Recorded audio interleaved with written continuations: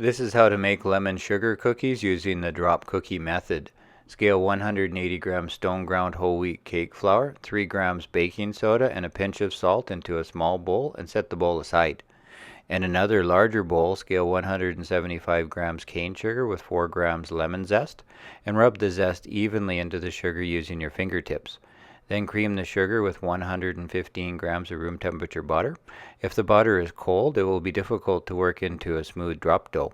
Mix in 1 whole egg and 5 milliliters of fresh lemon juice vigorously until well combined. Then sift in the remaining dry ingredients and fold them in, but don't overmix. Next, use a small scoop to portion the dough into 10-gram portions. Chill the dough for a few minutes if the drop dough is too soft to form into a ball.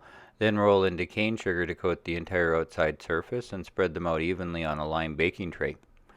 Bake in a preheated 350 degree Fahrenheit or 177 degrees Celsius oven for 8 minutes.